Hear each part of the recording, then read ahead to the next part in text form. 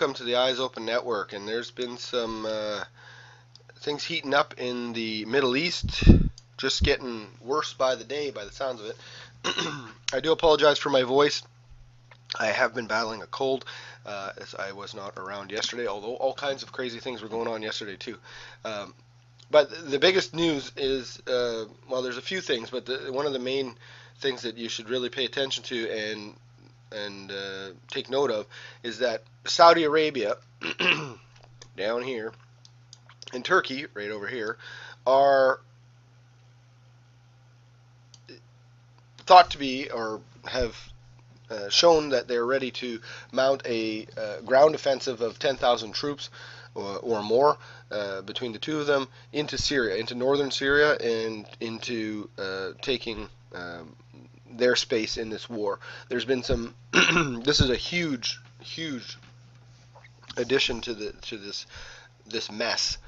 I mean, with the U.S. backing the rebels and terrorists and everybody else who's willing to spend, anybody else who's willing to take their money and their weapons to try and oust Assad, in recent weeks and months in this 5-year war that's been going on, the 5-year start of World War III, by the way, the Russians have now teamed up with Iran, and they're now fighting the U.S.-backed CIA forces that they've backed there in northern Syria.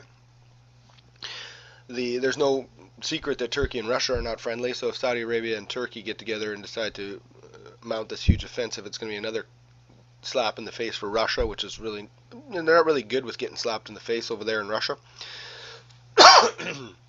Pardon me.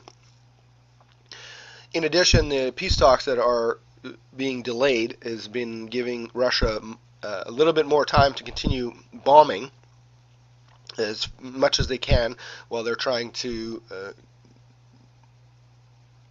push forward as far as they can before a ceasefire and a peace talk it comes from the peace talks.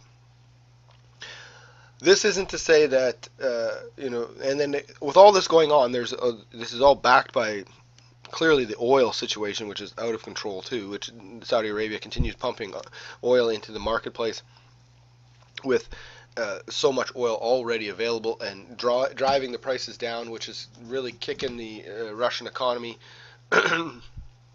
in the tail, and also China's economy. So Russia's fought back by actually selling directly to China using the Chinese currency. It's things are just, all these different pieces of the puzzle are coming together.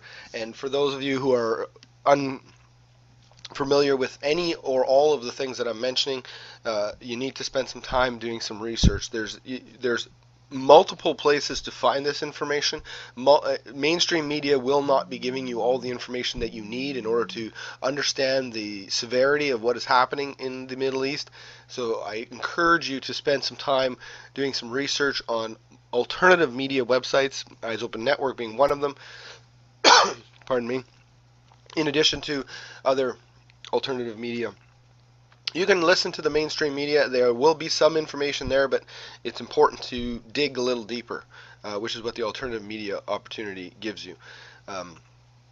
There's just so much information and so many little pieces of this big puzzle that pardon me, that make it really all come together when you start to look at all the little moving pieces of this puzzle. And when you think about all the different parts, when you add it all up, it's a huge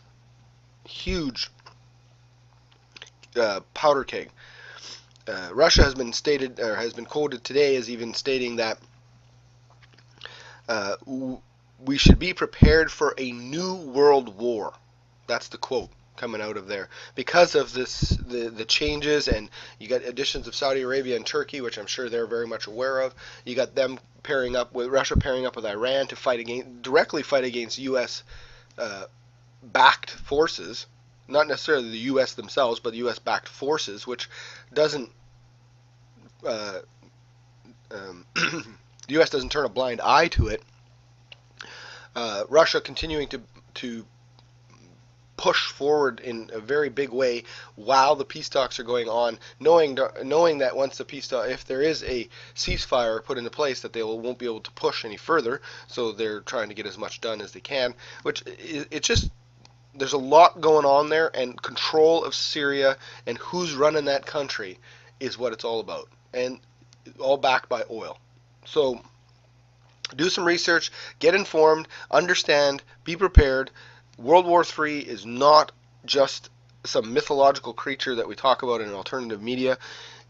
World War III, if you look back into the predictions of many many of the people who predict when the wars were going to happen, World War III was intended to be a much longer war than many of the others, 20 plus years. So the first 5 we've already experienced with the proxy wars and all the different things that are happening there in Syria.